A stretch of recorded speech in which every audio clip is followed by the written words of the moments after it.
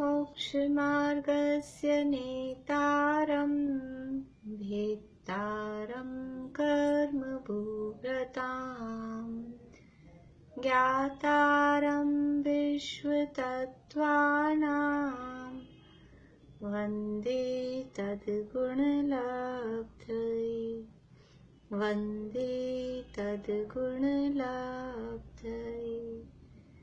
मोक्षमार्ग के नेता एवं कर्म पर्वतों के भेदक और विश्व के सब तत्वों के ज्ञायक चेतन संवेदक सद्गुण आप समान प्राप्त हो यही भावना भाकर देव विनय पूर्वक करूं वंदना बारंबार जिनेश्वर देव बारंबार जिनेश्वर देव।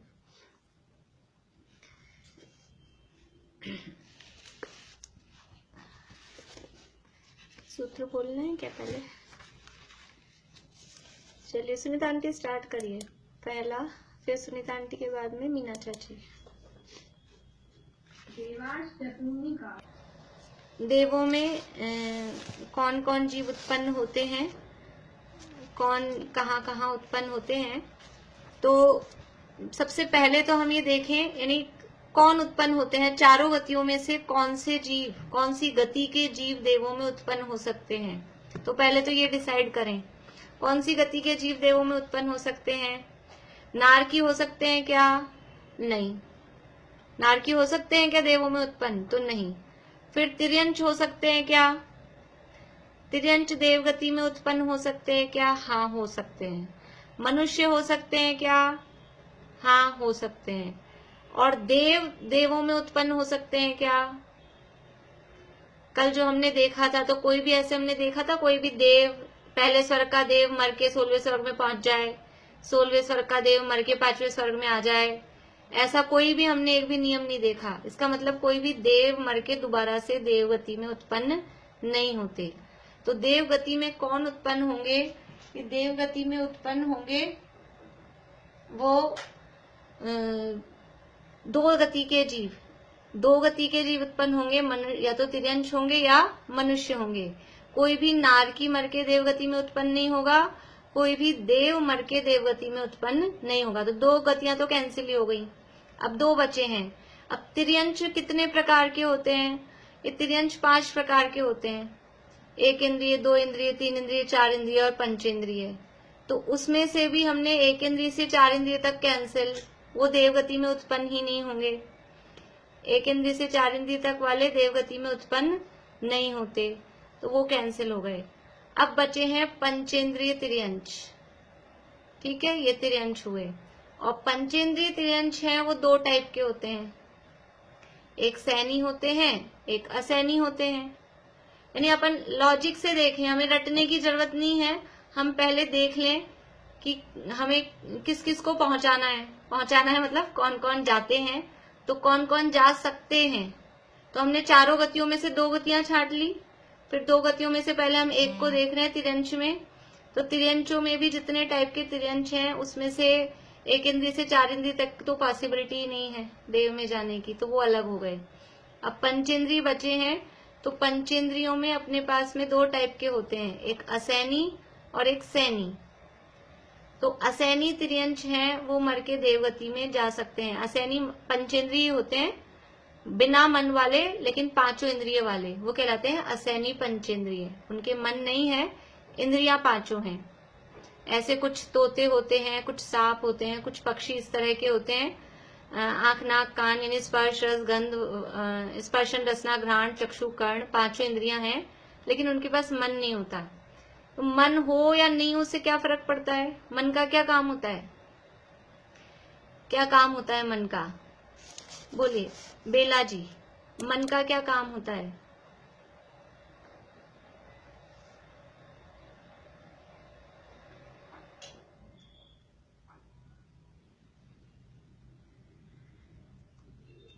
आवाज नहीं आ रही आपकी? हाँ बोलिए। आवाज नहीं आ पा रही, बोल रहे हैं आप? आवाज नहीं आ रही आपकी।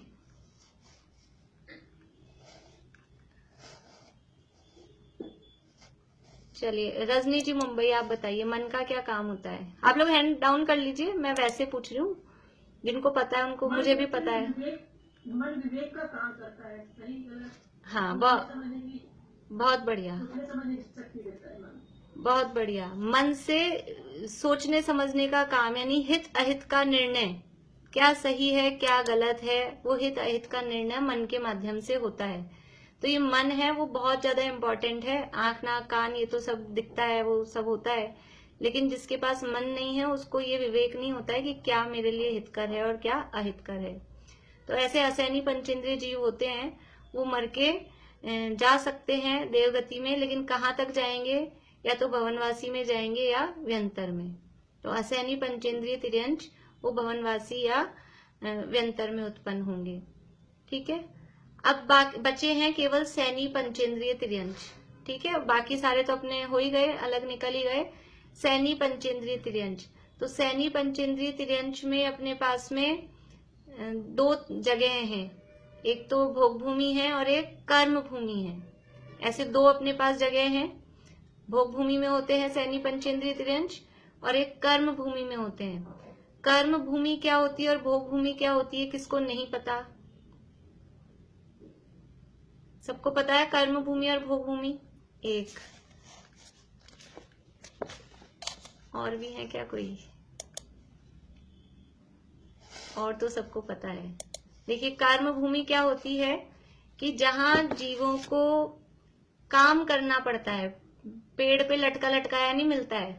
भोजन चाहिए, कपड़े चाहिए, रेडीमेड जरूर होते हैं हमें कपड़े, लेकिन हमको जाके खरीद के लाने पड़ते हैं। ऑनलाइन भी मंगाएं तो ऑनलाइन का भी काम तो करना ही पड़ता है। ऐसा नहीं होता कि हमारे घर में पेड़ बना हुआ है, एक पेड़ लगा हुआ है और उससे कहें लाओ कपड़े दे दो, लाओ ये मकान बना दो, ये भोजन दे दो, ऐसा नहीं होता है। तो काम करने पड़ते हैं, वो कहलाती है कर्म भूमि। और जहां कुछ काम नहीं करना पड़ता, बस भोग भोगो आराम से, आप तो पेड़ों पे लटकी लटकाई आपको चीजें मिल जाएगी, वो कहलाती है, वो जगह कहलाती है भोग भूमि। तो जिसे हम कहते हैं अपने यहाँ में पहला दूसरा तीसरा काल, वो भोग भूमि का था, और अभी जो चौथा पांचवा काल है वो कर्म भूमि का है। तो दो तरह की चीजें, उसके बहुत सारे अपन ने सबने पढ़ा है, कुछ लोग अभी नए ज्वाइन हुए हैं, बस उनको नहीं मालूम। तो ये भोग भूमि में और कर्म भूमि में क्या डिफरेंस होता है कि उनके आयु में, उनके रहन सहन खान पान में, उनके गैप में, कितने दिनों में खा रहे हैं, कितना खा रहे हैं, उस सब में फर्क पड़ता है। जीवों के परिणामों में भी फर्क पड़ता है। और सबसे इम्पोर्टेंट बात क्या है कि भोग भूमि के जितने भी जीव हैं, सम्यक दृष्टि हो मिथ्या दृष्टि हो, सब मर के कौन सी गति में जाने वाले हैं? भोग भूमि के सारे जीव मर के कौन सी गति में जाएंगे? गति कहेंगे तो सब देव गति में ही जाने वाले हैं।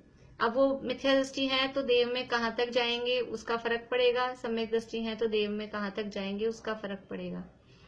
तो अब हमने ये तिर्यंच जो बचे ना अपने पास, सैनी पंचेंद्रिय तिर्यंच, वो सैनी पंचेंद्रिय तिर्यंच अपने पास दो टाइप के हो गए, एक भोग भूमि वाले और एक कर्म भूमि वाले। तो भोग भूमि के जितने भी मिथ्या दृष्टि तिर्यंच हैं वो सब कहाँ जाएंगे? पता है हमको, भोग भूमि के मिथ्या दृष्टि तिर्यंच कहाँ जाएंगे? सब मर के कहाँ जाएंगे? बोलिए पद्मा जी।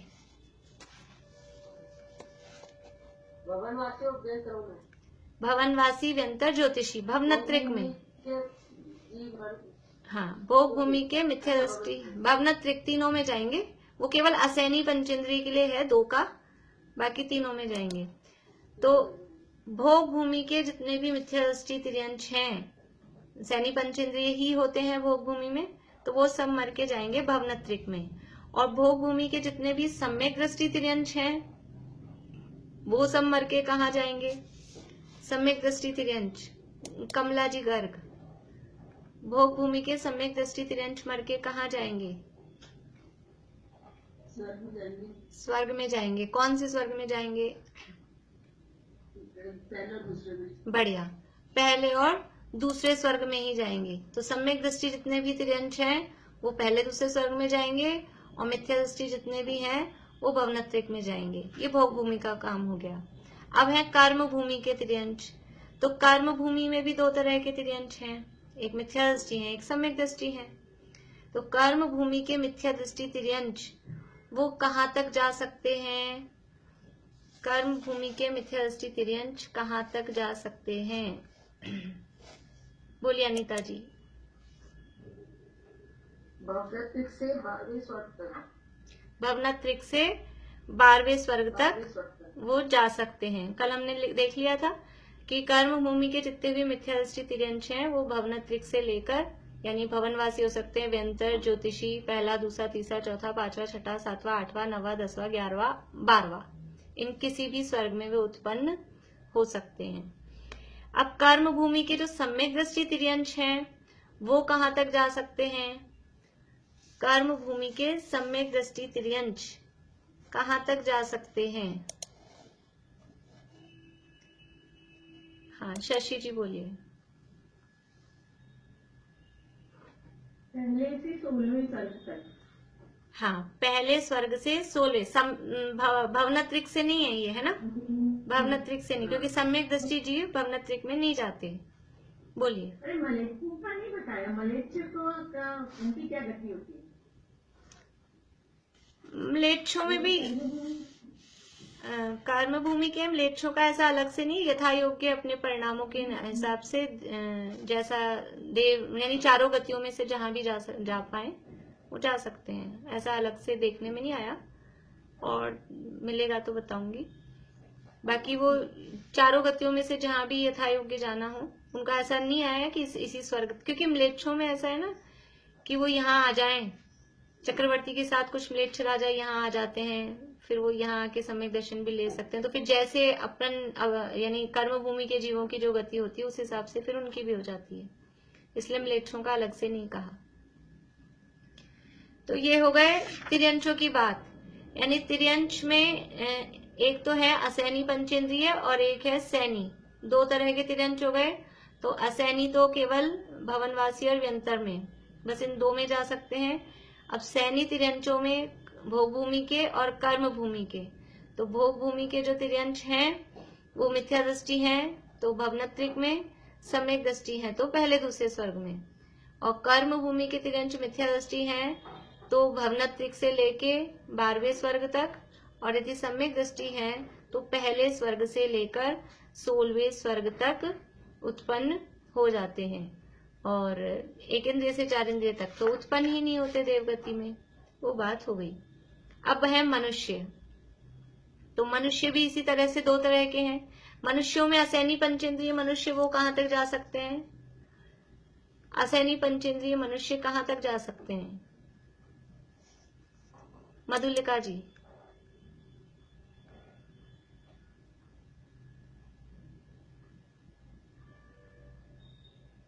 दीदी मैंने कल की क्लास अटेंड नहीं की थी। ये कल की क्लास से नहीं है। बोलिए बीना बोरा भाभी। कोई बात नहीं, कोई बात नहीं, बोले बीना बोरा भाभी। असैनी पंचेंद्रिय मनुष्य कहाँ तक जा सकते हैं? भवनवासी और व्यंतर। बढ़िया। मीना चाची, असैनी पंचेंद्रिय मनुष्य कहाँ तक जा सकते हैं? ये भवनवासी और व्यंतर देवगति में। बढ़िया।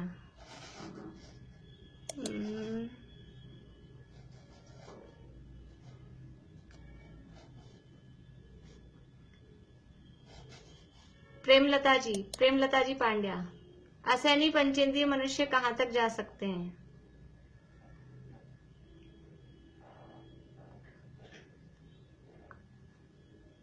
भवनवासी व्यंतर। चलिए रश्मि जी।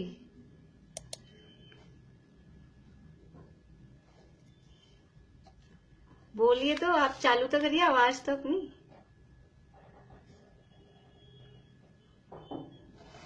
भवनवासी और उसमें जाएंगे। देखिए, इसलिए मुझे आपकी नस नस पता है एक एक की, जितने लोगों को मैंने पकड़ा है ना। मनुष्य असहनी पंचेंद्रिय होते ही नहीं हैं। मनुष्य सभी सहनी पंचेंद्रिय ही होते हैं। मनुष्यों में असहनी नहीं होते। ये सहनी असहनी का भेद केवल तिर्यंचों में ही होता है। मीना चाची, आपसे ये उम्मीद नहीं थी। ठीक है, मनुष्य सभी सहनी पंचेंद्रिय ही होते हैं, इसलिए मनुष्य असहनी का भेद ही नहीं है मनुष्यों में।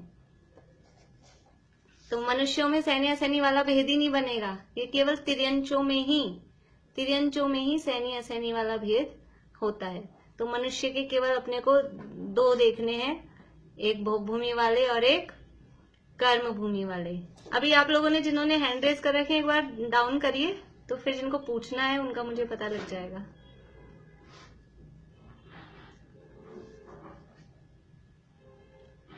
पूछना है आप लोगों को? दीपिका जी, हाँ बोलिए।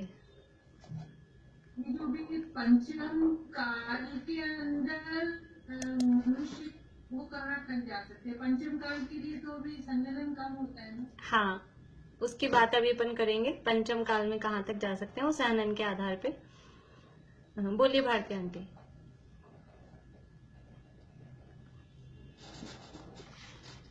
अनम्यूट करिए आप।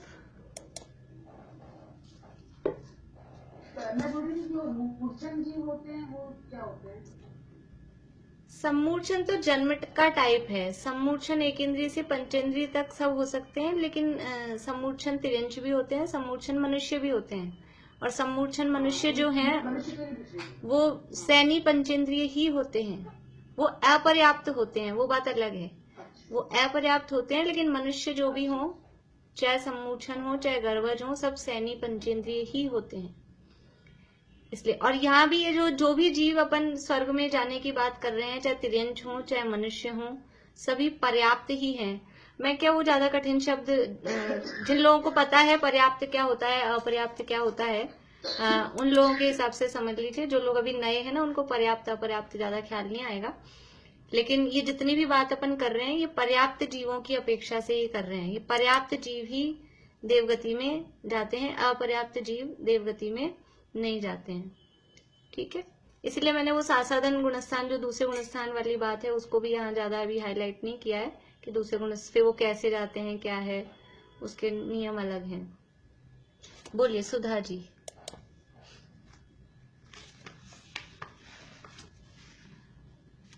मैं पूछती थी कि आपने बताया कि मन जो होता है वो मतलब सही बनता, मतलब वो निर्णय करता है। तो पांचों इंद्रियों उनका स्थान होता है, पर मन का तो कोई स्थान होता है? हाँ, मन का स्थान होता है ना, ये अपना जो हृदय स्थान है, जिस जगह हृदय होता है, हार्ट होता है, उस जगह। और मन का आकार भी होता है, द्रव्य मन का आकार भी होता है। 8 पंखुड़ियों का कमल, ऐसे फूल जैसा, कमल के फूल जैसा आकार द्रव्य मन का होता है, पर वो बहुत सूक्ष्म होता है। आप सोचो कि हम डॉक्टर से पूछ लेंगे या डॉक्टर को दिखा देंगे, कि डॉक्टर से कहेंगे हमको दिखा दे ऑपरेशन में। अब उनको मालूम नहीं, जो भी होते हैं डॉक्टर्स को, इस तरह का दिखता है या नहीं दिखता है, वो सूक्ष्म होता है। लेकिन ऐसा जैसे ये द्रव्य, ये भी एक्चुअल में द्रव्य इंद्रियां नहीं है। ये हमने दूसरे अध्याय में है ये बात, निर्वृत्ति क्या है, उपकरण क्या है। ये जो हमको दिख रही है ना इतनी बड़ी आंख, ये पूरी आंख नहीं है एक्चुअल में। आंख तो वो डॉक्टर भी बोलते हैं आंख अंदर क्या है, वो जो रेटिना है। द्रव्य इंद्रिय भी जो है ना, वो अंदर वो जो छोटी सी होती है, वो मसूर की दाल जितनी, वो है। हमको तो ये बड़ा जो ये सब दिख रहा है, इसको बोलते हैं उपकरण है, ये बाहर का। आंख में इधर उधर कहीं लग जाए तो अपने को दिखने में इतनी प्रॉब्लम नहीं होती है। मतलब देखने में, दूसरे को देखने में हम खराब दिखेंगे, लेकिन हमको देखने में वो दिख सकता है। लेकिन यदि उस रेटिना पे कुछ चोट लगती है, उसमें कुछ खराबी होती है, तो देखने में प्रॉब्लम आती है। तो ऐसे ही वो मन भी है सूक्ष्म, इस तरह का आकार उसका होता है, द्रव्य मन का भी। और उसके माध्यम से जो ज्ञान का क्षयोक्षम है, भाव इंद्रिय, भाव मन, उस भाव मन के माध्यम से सोचने विचारने की शक्ति मिलती है। तो जैसे ये आंख नाक कान आदि द्रव्य इंद्रियां हैं, वैसे मन भी होता है। बोलिए। ये प्रश्न लगता है कि जो हमारी देह है तो वो स्थावरों में जन्म ले सकते हैं ना? हाँ, वो अभी अपन बात अभी की नहीं अपन ने, वो कहाँ जन्म लेंगे वो बात अभी करेंगे। पहले कल का ही रिवीजन चल रहा है, वो अभी देखेंगे। ले सकते हैं, लेकिन कौन से ले सकते हैं वो बात अभी देखेंगे।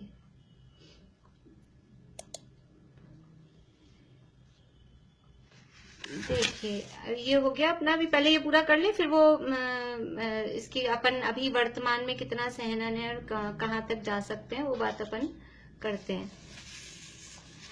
तो मनुष्यों में दो भेद हमने किए, एक भोग भूमि के और एक कर्म भूमि के। अब भोग भूमि के मनुष्य भी दो टाइप के हैं। भोग भूमि के मनुष्य दो टाइप के हैं, एक मिथ्या दृष्टि और एक सम्यक दृष्टि। तो जो तिर्यंचों का नियम है वो सेम मनुष्यों का नियम है। भोग भूमि के जितने भी मिथ्या दृष्टि मनुष्य हैं वो सब कहाँ जाने वाले हैं? मर के। भोग भूमि के मिथ्या दृष्टि मनुष्य, हाँ बोलिए मनोरमा आंटी।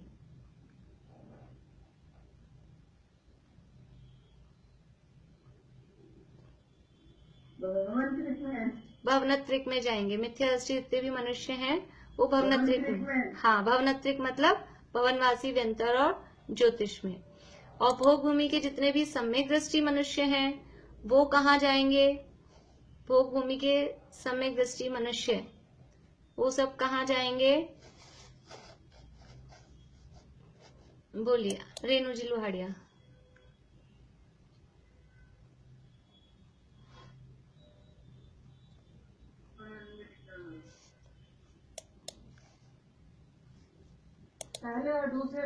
पहले और दूसरे स्वर्ग में।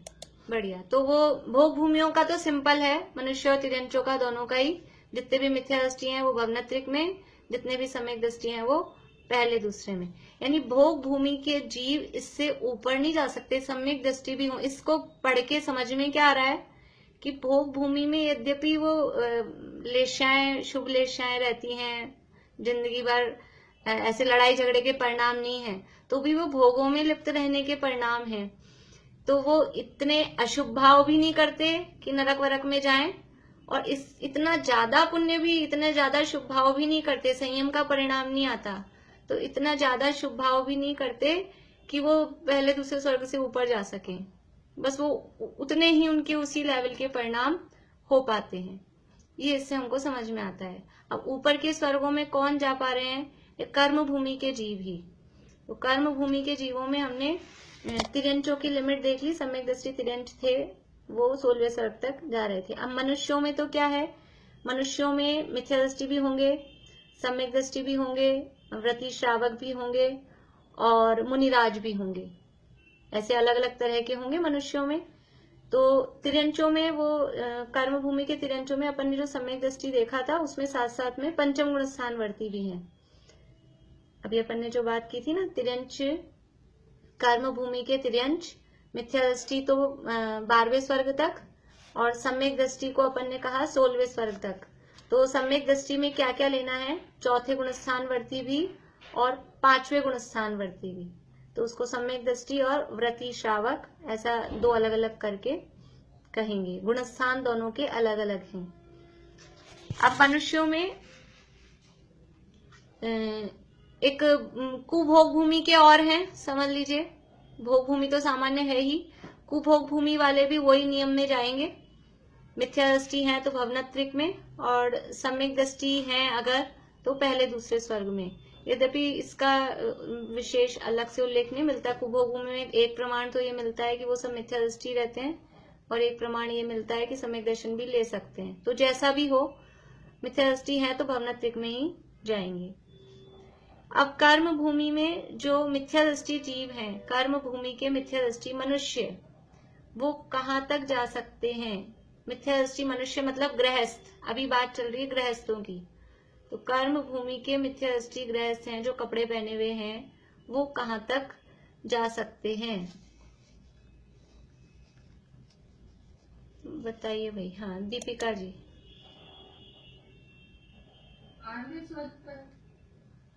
12वें स्वर्ग तक। और कोई? मीनू दी।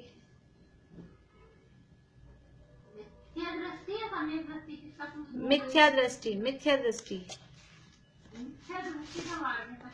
मनुष्य, तिरंश नहीं पूछ रही हूँ मैं, मनुष्य।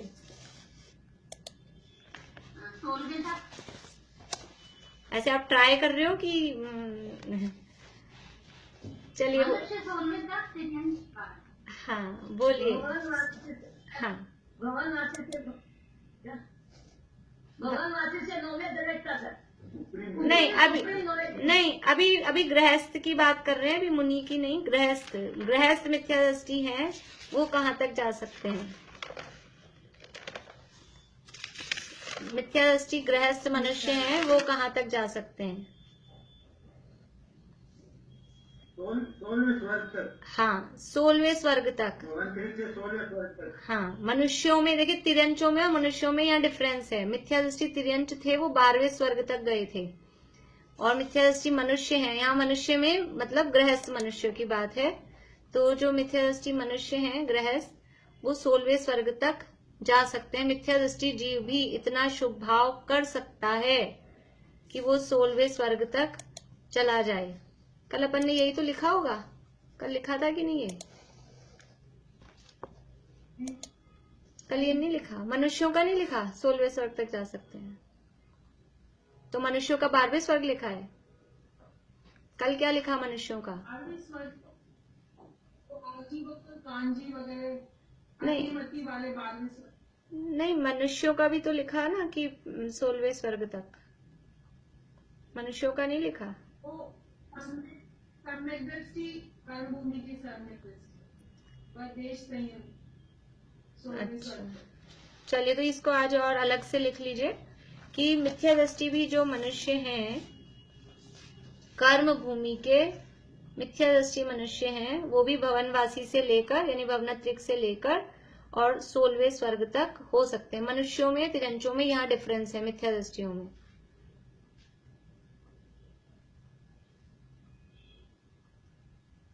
इसके बाद में फिर सम्यक दृष्टि और देश संयमी। सम्यक दृष्टि और देश संयमी ये कहाँ से कहाँ तक हो? हाँ ये हो सकते हैं पहले स्वर्ग से 16वें स्वर्ग तक। देखिए अभी क्या फर्क है, मिथ्या दृष्टि जो मनुष्य थे वो थे भवनत्रिक से 16वें तक, और इसके साथ में गृहस्थ जरूर लिखना आप, मिथ्या दृष्टि गृहस्थ मनुष्य। आवाज आ रही है आप लोगों को?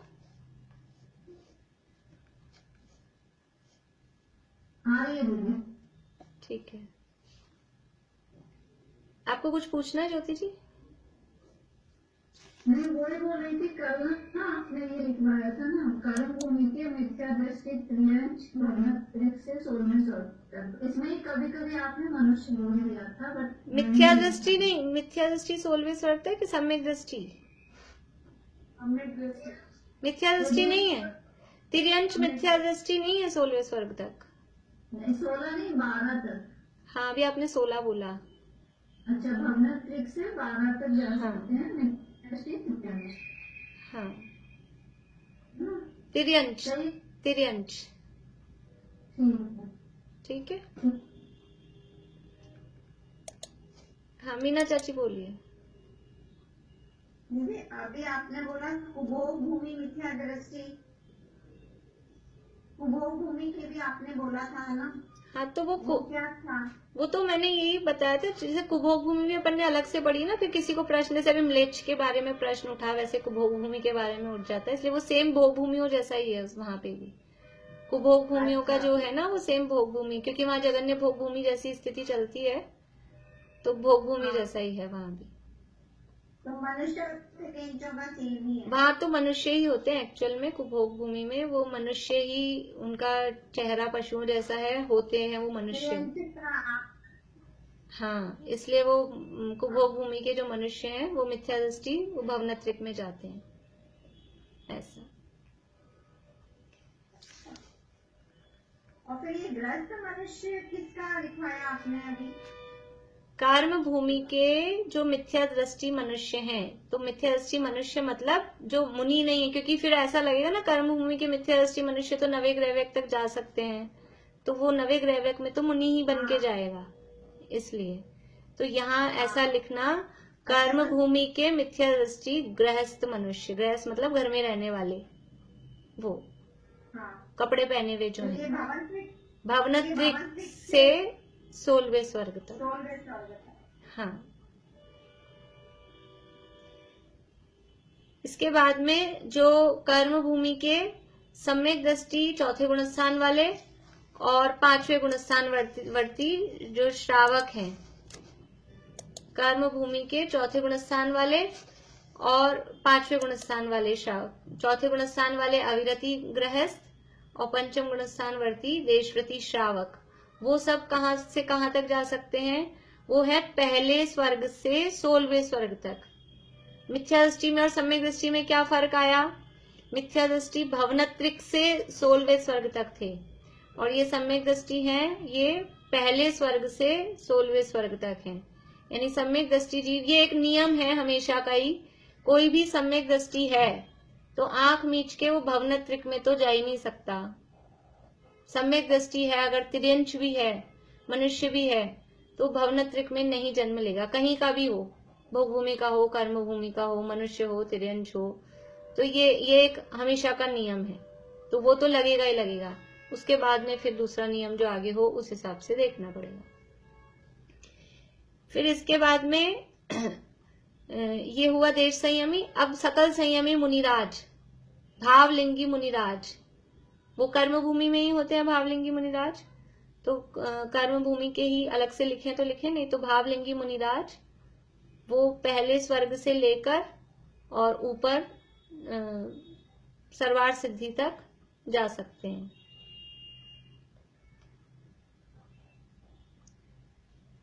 फिर द्रव्यलिंगी मुनिराज, द्रव्यलिंगी मुनिराज का मतलब है कि है तो मिथ्या दृष्टि, द्रव्यलिंगी का मतलब है गुणस्थान तो पहला है, मिथ्या दृष्टि है, लेकिन बाहर में नग्न दिगंबर हैं, गृहस्थ नहीं है। और कल आपको बताई थी उनकी कषाएं कितनी मंद होती हैं। तो द्रव्यलिंगी मुनिराज वो कहां से कहां तक जा सकते हैं?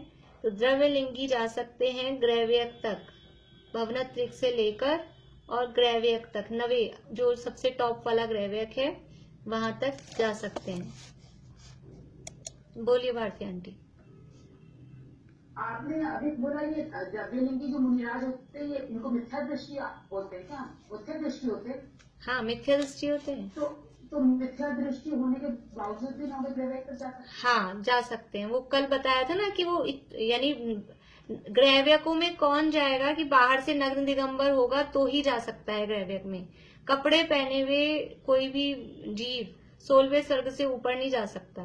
तो बाहर में नग्न दिगंबर हो लेकिन अंदर में मिथ्यात्व रह जाता है, मान्यता विपरीत रह जाती है, आत्मा का श्रद्धान नहीं हो पाता है, इसलिए वो मिथ्या दृष्टि रह जाते हैं, बारीक सूक्ष्म भूल अंदर की रह जाती है।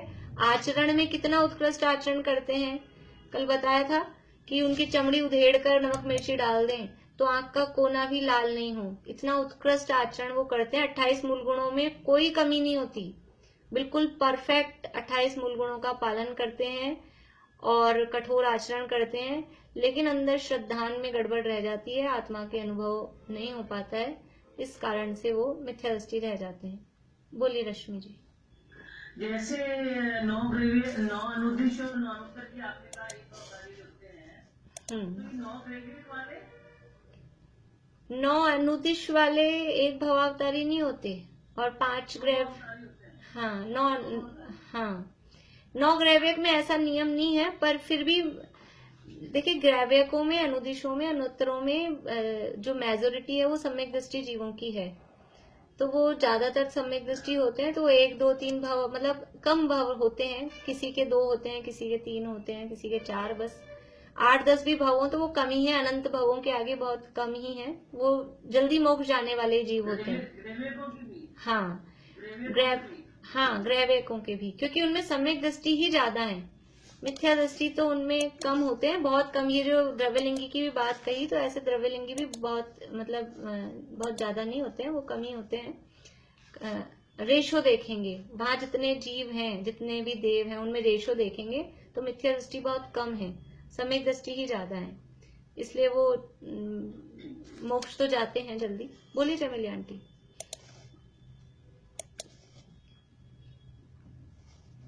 भावलिंगी मुनि की क्या परिभाषा है? जैसे अनंतानुबंधी, अप्रत्याख्यानावरण और प्रत्याख्यानावरण, ये 3 कषाय चौकड़ी का अभाव पूर्वक वीतरागता जिनके जीवन में होती है उनको भावलिंगी मुनिराज कहते हैं। इन 3 कषाय चौकड़ी के अभाव पूर्वक वीतरागता और बाहर में 28 मूल गुणों का पालन, अखंड पालन, निरतिचार पालन, दोनों बातें।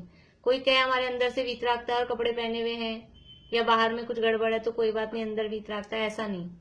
3 कषाय चौकड़ी के अभाव पूर्वक वीतरागता अंदर में और बाहर में 28 मूल गुणों का बराबर परफेक्ट निरतिचार पालन, वो कहलाते हैं भावलिंगी मुनिराज।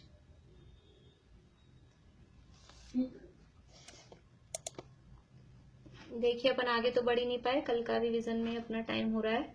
ये तो हो गई अपने यहाँ तक की तो बात। आपको फिर पूछना है रश्मि जी? बोलिए, अनम्यूट करिए, अनम्यूट। मन परे ज्ञान के धारी होते हैं, वो भी तो भावलिंगी होते हैं ना? हाँ, मन परे ज्ञान भावलिंगी मुनिराजों को ही होता है, द्रव्यलिंगी को नहीं हो सकता है। नहीं होता, ठीक है। बोलिए पीना भर। ये भावलिंगी मुनिराज कहाँ पर जा सकते हैं? भावलिंगी मुनिराज सर्वार सिद्धि तक, पहले स्वर्ग से लेकर पूरा सर्वार सिद्धि तक ऊपर जा सकते हैं। तो ये तो बात हो गई अपने, समझ लीजिए जैनों के हिसाब से सम्यक दृष्टि कहाँ, देशव्रती कहाँ, द्रव्यलिंगी कहाँ, भावलिंगी कहाँ। अब अन्य मत वाले, तो अन्य मत वाले में जो सामान्य रूप से ऐसे पाखंडी हैं, वो कल अपन ने नहीं लिखा था, जो पंचाग्नि तपते हैं, पाखंडी जैसे हैं, लेकिन थोड़ा बहुत भी कुछ शुभ भाव करते हैं, तो वो तो भवनत्रिक में ही जाते हैं। इसके अलावा जो आजीवक नहीं, ये परिव्राजक, चरक और परिव्राजक ये हैं, वो भवनत्रिक से लेके 5वें स्वर्ग तक जा सकते हैं। और जो आजीवक हैं वो भवनत्रिक से लेके 12वें स्वर्ग तक। देखिए तत्वार सूत्र की टीकाओं में मिलता है कि भवनत्रिक से लेके 12वें स्वर्ग तक जा सकते हैं। और तिलोय पन्नति तिलोय सार आदि में आता है, वो कहते हैं कि भवनत्रिक से लेके 16वें स्वर्ग तक जा सकते हैं। तो दोनों प्रमाण इसके मिलते हैं। जो आजीवक अन्यमति हैं उनके लिए या तो 12वें तक जा सकते हैं या 16वें तक, ऐसा दोनों लिख लीजिए आप। और चरक और परिव्राजक हैं वो 5वें स्वर्ग तक जा सकते हैं। इस तरह से ये मनुष्यों के संबंध में कौन से मनुष्य किस स्वर्ग में उत्पन्न होते हैं, ये मनुष्यों की बात हुई। बोलिए चित्रा आंटी।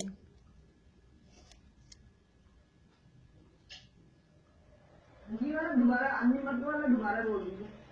अन्य मत में एक चरक और परिव्राजक नाम के साधु होते हैं। वो कुछ उत्कृष्ट, कुछ कठोर आचरण पालते हैं, ऐसा ढोंग पाखंड नहीं करते। जो भी करते हैं, जो भी नियम वगैरह उनके हिसाब से जो लेते हैं उसको कठोरता से पालन करते हैं। तो ऐसे जो साधु होते हैं उनके वो 5वें स्वर्ग तक मतलब भवनवासी व्यंतर ज्योतिष से लेके 5वें स्वर्ग तक उत्पन्न हो सकते हैं। और एक आजीवक नाम के उनके कोई साधु होते हैं। परमहंस भी होते हैं, परमहंस नामा परमति, ऐसा एक श्लोक भी आता है, कुछ दोहा। परमहंस नामा परमति सहस्रार ऊपर नहीं गति। सहस्रार कौन से स्वर्ग का नाम है? मैं आप लोगों से ऐसे पूछने वाली हूँ 2-3 दिन बाद, समझ लीजिए 1-2 दिन बाद ही, कि कौन से स्वर्ग का कौन सा नाम है। नाम बोलूंगी आपको नंबर बताना है, नंबर बोलूंगी आपको नाम बताना है, ठीक है। और अब मैं आपको अभी ऐसा करते हैं, अपन नया काम चालू नहीं करते, थोड़ा सा देखते हैं। मैं आप लोगों को होमवर्क भी देती हूँ कुछ, कि सूत्र और उसका अर्थ, अपन अकेला सूत्र पाठ नहीं करेंगे, और आप लोगों को उसका अर्थ भी बताना है। एक दिन में ऐसा कुछ अपन थोड़ा देर ऐसा करेंगे, तो वरना आगे आगे पढ़ते जा रहे हैं, पीछे का सब साफ हो जाए, ऐसा नहीं हो। और सूत्र का अर्थ तो आना ही चाहिए। बोलिए प्रीति। हाँ भाभी, वो 4-5वें गुणस्थान का जो मनुष्य का बताया वही तिर्यंश का होगा ना? 4-5वें गुणस्थान के हाँ, तिर्यंश में वही है। 5वें गुणस्थान वाले भी 16वें स्वर्ग तक, ठीक। अभी इसमें मतलब जो अभी आपका प्रश्न था कि अभी वर्तमान में कहाँ तक, कौन से स्वर्ग तक जा सकते हैं, तो वर्तमान में सहनन के आधार पर डिसाइड होगा। देखो जो नियम है वर्तमान, जो ये जो नियम बताए ना अभी, तो वर्तमान का यदि कपड़े पहनने वाला गृहस्थ होगा तो उसके जो नियम है वो 16वें स्वर्ग से ऊपर नहीं जा सकते हैं, सम्यक दृष्टि माने तो भी, तो वो तो नियम है ही है। लेकिन वर्तमान में पंचम काल चल रहा है, तो अब जितनी अभी कॉमन टॉप लेवल बताया उसमें भी कुछ कमी हो सकती है, तो हमको देखना पड़ेगा वो सहनन के आधार पे। सहनन क्या चीज होती है? ये नाम कर्म की प्रकृतियां होती है, यानी अपने शरीर की हड्डियों की मजबूती, उसको सहनन बोलते हैं। तो अभी वर्तमान में पंचम काल में 3 सहनन, जो नीचे वाले 3 सहनन हैं, असंप्राप्त त्रिपाटिका और कीलक और अर्धनाराज, ये 3 सहनन वर्तमान में हो सकते हैं। तो उन 3 सहनन के आधार पर ये 3 सहनन वाले कहाँ जा सकते हैं? तो ये यानी अर्धनाराज जो सहनन है, अर्धनाराज सहनन वाले जीव वो 16वें स्वर्ग तक जा सकते हैं। अर्धनाराज सहनन वाले जो जीव हैं वो 16वें स्वर्ग तक जा सकते हैं। इसलिए वर्तमान के कोई मनुष्य, देखिए अब इससे हमको अभी ये असंप्राप्त त्रिपाटिका तो हमारा नहीं लगता है, कीलत सहनन का ज्यादा चांसेस लगते हैं, जो हमारे जो होते हैं ना ज्वाइंट्स हड्डियों के, और कीलत सहनन का जो स्वरूप है वो उससे मिलता जुलता है। फिर भी कह नहीं सकते क्योंकि वर्तमान में 3 सहनन कहे हैं, अर्धनाराज भी किसी के हो, ज्यादातर लोगों के समझ लीजिए कीलत सहनन होता है, तो कीलत सहनन वाले तो 12वें स्वर्ग तक जा सकते हैं। मैक्सिमम लिमिट है तक, यानी वहां तक जा सकते हैं। और अर्धनाराज सहनन वाले वो 16वें स्वर्ग तक जा सकते हैं। और असंप्राप्त त्रिपाटिका सहनन भी हो तो वो 8वें स्वर्ग तक जा सकते हैं। फिर से बोलती हूँ, अर्धनाराज सहनन वाले 16वें स्वर्ग तक, कीलित सहनन वाले 12वें स्वर्ग तक, और असंप्राप्ता त्रिपाटिका सहनन वाले वो 8वें स्वर्ग तक।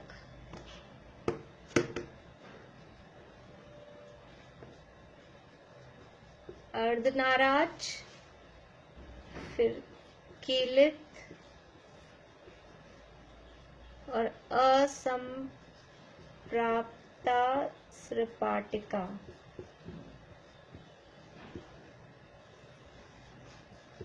ये 16वें तक, ये 12वें तक, ये 8वें तक।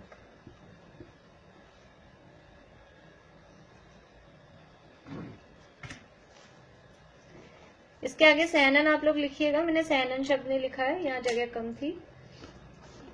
अर्धनाराज सहनन वाले 16वें स्वर्ग तक, कीलित सहनन वाले 12वें स्वर्ग तक, और असंप्राप्ता त्रिपाटिका सहनन वाले वो 8वें स्वर्ग तक जा सकते हैं। तो सबसे कम भी सहनन हो, मान लीजिए ये सबसे लोअर है, ये उससे थोड़ा बेटर है, ये उससे और थोड़ा बेटर है, ऐसे नीचे से ऊपर है ये, तो सबसे हल्का वाला भी सहनन हो तो भी 8वें स्वर्ग तक जा सकता है। और वर्तमान में ये 3 सहनन हो सकते हैं, तो कोई 16वें स्वर्ग तक भी जा सकता है, पॉसिबिलिटी है, लेकिन इतना शुभ भाव रेयर होता है, बहुत ही कम जीव ऐसे होते हैं जो इतना कर पाए। हो गया सबका?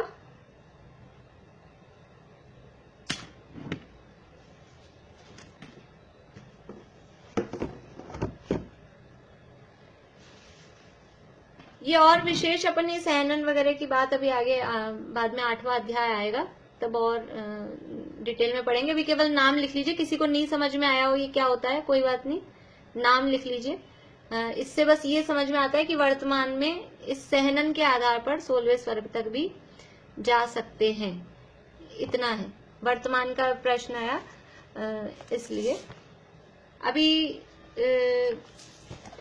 बाकी के नियम, एक नियम ये कि 9 अनुदिश और 5 अनुत्तर, 9 अनुदिश और 5 अनुत्तर में भावलिंगी मुनिराज ही जाते हैं। कोई भी मिथ्या दृष्टि हो या कोई सम्यक दृष्टि गृहस्थ भी हो तो वहां ऊपर नहीं जा सकते। 9 अनुदिश और 5 अनुत्तर में भावलिंगी और मुनिराज दोनों कंपलसरी हैं, भावलिंग भी होना चाहिए और मुनि दशा भी होनी चाहिए। भावलिंगी मुनिराज ही जाते हैं।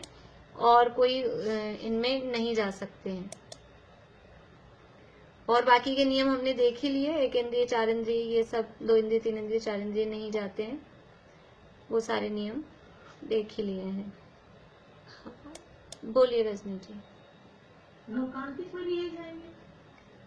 हाँ, लोकांतिक में भी वही जाते हैं। वो तो देखिए भावलिंगी मुनिराजों का हमने वैसे देखा ना, पहले स्वर्ग से लेके और ऊपर तक सर्वार्थ सिद्धि तक कहीं भी जा सकते हैं।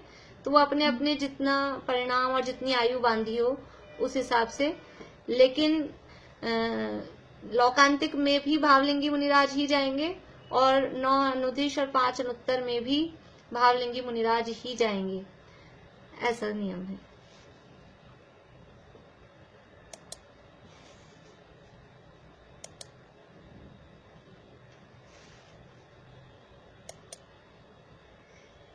तो ये यानी यहाँ से जो जीव मर के कौन कौन से जीव देव में उत्पन्न हो सकते हैं, तो कई तरह की अपने को भ्रांतियां रहती है, कुछ भी ऐसा।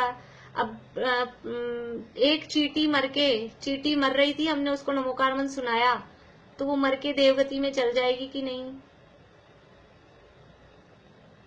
कुछ लोग हाँ भी कर रहे हैं, कुछ लोग ना कर रहे हैं, कुछ लोग सीधे बैठे हैं, पता नहीं कहाँ जाएगी। हाँ आशा जी, चींटी मर के देवगति में चली जाएगी कि नहीं? नमोगामन सुना रहे हैं हम उसको। क्यों नहीं जाएगी? खाली नहीं जाएगी से काम नहीं चलेगा। क्यों नहीं जाएगी? आप कौन होते हो उसको रोकने वाले? हाँ जी, क्यों नहीं जाएगी? जोर से बोलिए, आवाज बहुत धीरे आ रही है आपका, या तो माइक पास में लाइए।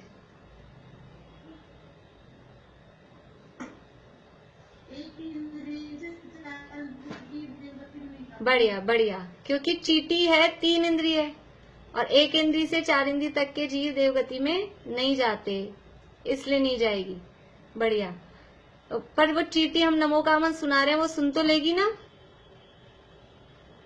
नमोकामन सुन लेगी कि नहीं सुन लेगी? मन से सुनते हैं कि कान से सुनते हैं? हाँ कांता आंटी बोलिए, चींटी नमोकामन सुन लेगी कि नहीं सुन लेगी? आवाज चालू करिए, आवाज चालू करिए आपकी।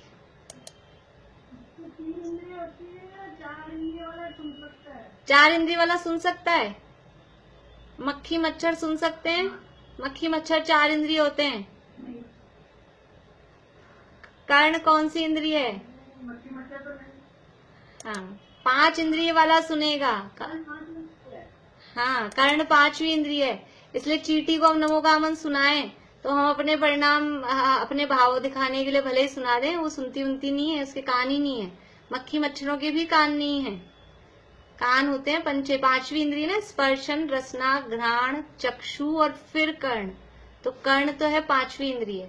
तो चींटियों के, मक्खी मच्छरों के, कॉकरोच के, झींगर के, इनके कान नहीं होते हैं। पर ये मर के ना नरक में जा सकते हैं ना देवगति में जा सकते हैं। चलिए अभी नया विषय तो अब नहीं शुरू कर रहे हैं अपन। बोलिए दीपिका जी। कौन सी इंद्रिय? हाँ जी, छिपकली पंचेंद्रिय होती है। पंचेंद्रिय।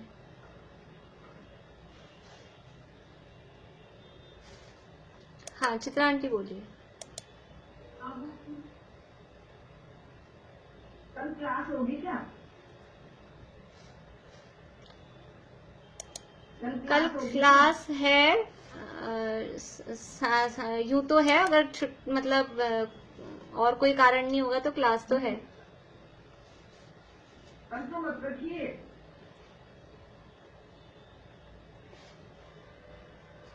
कल कर ही नहीं पाएंगे, अटेंड ही नहीं कर पाएंगे। हाँ भैया आप लोग हाथ खड़ा करें, क्लास रखने में इंटरेस्टेड कौन कौन है?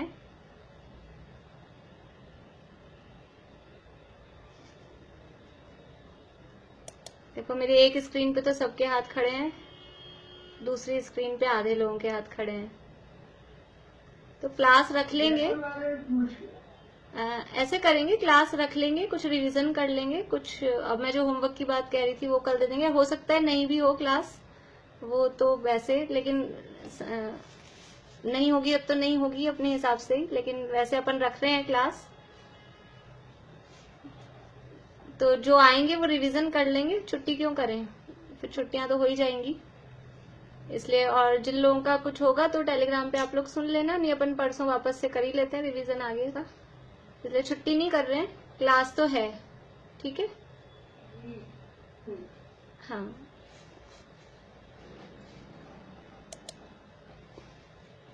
चलिए, पूछना है आपको? सुधा जी बोलिए।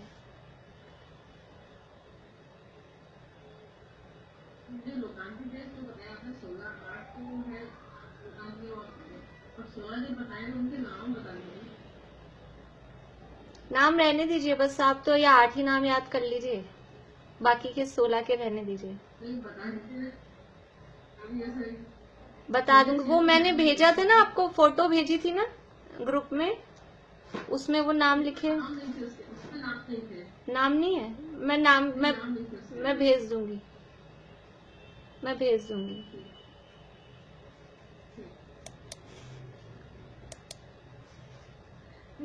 लेकिन वो चीटी फिर मर के जाएगी कहाँ? नरक में?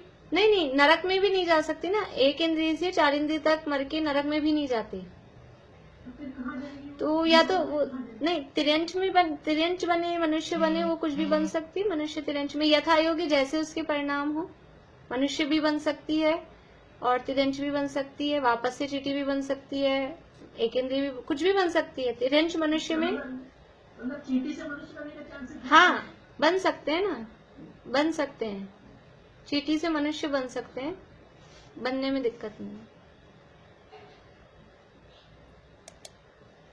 बोलिए चमेली आंटी।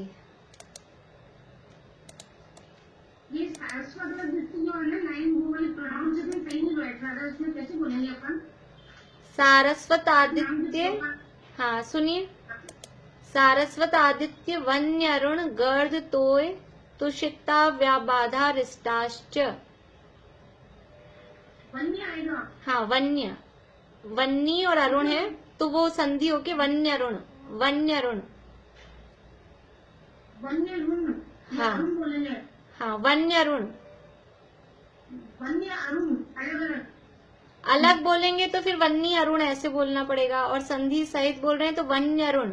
वो संधि से ही ऐसा बोलते हैं कि वो प्रोनाउंसिएशन में वो सुनाई देता है, संधि का मतलब ही ऐसा है, वो प्रोनाउंस ऐसा होता है कि आपको वो दूसरा शब्द भी सुनाई दे, तो वन्य अरुण। वन्य अरुण। हाँ ठीक, चलिए, और किसी की कोई समस्या है? बोलिए शशि जी। जैसे भूमि के सम्यक दृष्टि पहले दूसरे नरक तक जाते हैं। नरक नहीं, नरक नहीं, स्वर्ग। सॉरी कल्पों तक जाते हैं। हाँ तो वहाँ पे नहीं होता, एक जवाबदारी तो होते ही है ना, इंद्र और उनके लोकपाल और लक्ष्मी इंद्राणी। हाँ, तो वैसे उसको चीजें हो सकते हैं उनके परिणाम। भोग भूमि के जीव इंद्र बनते हैं या लोकपाल बनते हैं, ऐसा कुछ नियम नहीं है, बस वो पहले दूसरे स्वर्ग में जाते हैं। नियम तो नहीं है, पर भोग भूमि, हाँ हो सकते ना, ऐसे कोई भी जीव एक भवावतारी हो सकता है, या तो विशेष लोगों, मतलब सामान्य में वह कैसे बताए, नियम तो कुछ जिनका कंफर्म है उसी का बता सकते हैं ना, इसके अलावा कोई भी जीव एक भवावतारी हो सकता है। देखिए आप लोगों ने सुना होगा भरत चक्रवर्ती थे, और भरत चक्रवर्ती के 923 पुत्र, वो पहले निगोद में थे, निगोद से निकलकर और कुछ लट वगैरह बने, कहीं कहीं तो ऐसा आता है डायरेक्ट निगोद से निकलकर भरत चक्रवर्ती के पुत्र बन गए 923, और कहीं कहीं ऐसा भी आता है कि निगोद से निकलकर एक भाव बीच में लट बने, गिजाई 2 इंद्रिय जीव वो बने, और वो उस लट के भाव से नेक्स्ट भाव सीधा मनुष्य बने, और मनुष्य भी कोई ऐसे नहीं भिकारी मुसलमान या कुछ, चक्रवर्ती के पुत्र, और वो चक्रवर्ती के पुत्र बने, और उसी भाव में आदिनाथ भगवान के पास में जाके दीक्षा ली, और उसी भाव से मोक्ष चले गए। तो उनके तो ज्यादा, बस वो निगोद में थे, जब से निगोद में थे निकले मनुष्य बने और मोक्ष चले गए। तो ऐसा किसी का कुछ जा सकते हैं, उसका कोई निषेध नहीं है, लेकिन जिनका परफेक्ट नियम है उसका नियम बता दिया। बोलिए, अनम्यूट करिए, अनम्यूट करिए। निगोद में ऐसे क्या उनके परिणाम हुए? तो एकदम ही इसे लटपट कर सीधे ही चक्रवर्ती के होके पहले चले गए। अब वो ये ना कि इसलिए इससे हम सोच सकते हैं ना कुछ तो भाव। उन्होंने लट की भर पर्याय में या निगोद की पर्याय में इतना पुण्य बांधा। चक्रवर्ती के बेटा होना कोई सामान्य बात तो नहीं है। अपन तो थोड़े बहुत अंबानी का बेटा हो तो अपन सोचते हैं बहुत बड़ा आदमी है, और यहाँ चक्रवर्ती के बेटे तो साधारण बात नहीं है।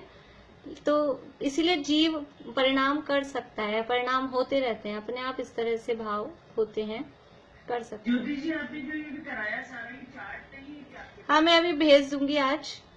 मैं कल भूल गई थी एक्चुअल में, मेरे को अभी याद आया कि मैंने भेजा नहीं है, मैं भेज दूंगी। ठीक है, अभी पूरा करते हैं, बहुत टाइम हो गया, 4:45 4:45 हो गए हैं। कांता आंटी बोलिए।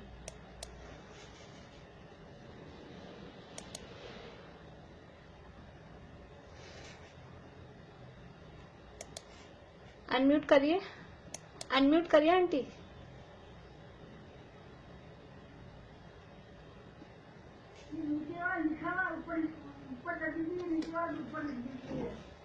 ये लीजिए।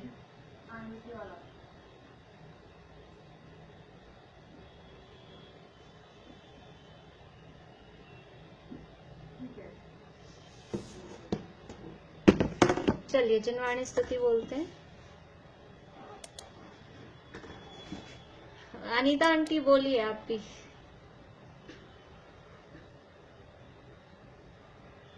चक्रवर्ती के जो पुत्र बने थे ये इधर निगोद से निकले थे या नित्य निगोद से? नित्य निगोद का ही आता है, नित्य निगोद से निकल के, और हाँ ऐसा ही आता है, नित्य निगोद से निकले और लट बने और फिर सीधे मोक्ष चले गए।